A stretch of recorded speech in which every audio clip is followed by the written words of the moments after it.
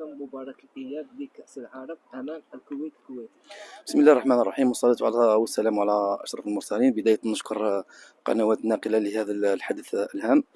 فيما يخص تحضيرات، هي تحضيرات تجري بصفة عادية، ما هناش نديروا في ضغط على اللاعبين. حنا رانا نركزوا على عملية الاسترجاع، نركزوا على نقاط القوة والضعف تاع الخصم، أيضا نقاط القوة والضعف تاعنا في مقابلة الذهاب.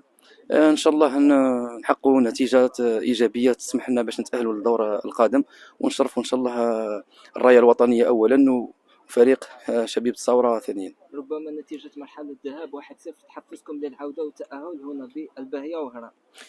ان شاء الله نعم، هي نتيجه ما نقولوش راهي سلبيه 100%، لكن تسمح لنا باش نزيدوا ننوروا، وان شاء الله نرمي بكامل الثقل في المرحله الثانيه هذه من عمليه التاهل.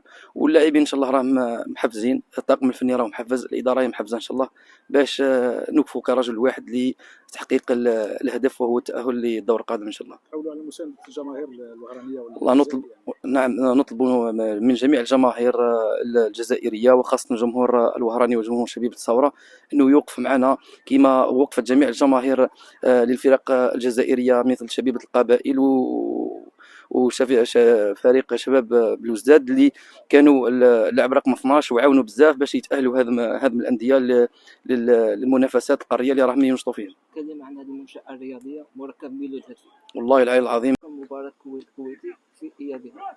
التحضيرات راهي تمر في ظروف جيده ان شاء الله. الجروب كامل واعي بالمسؤوليه. ان شاء الله بربي نحققوا التاهل ونفرحوا الجماهير تاعنا والشعب الجزائري ان شاء الله.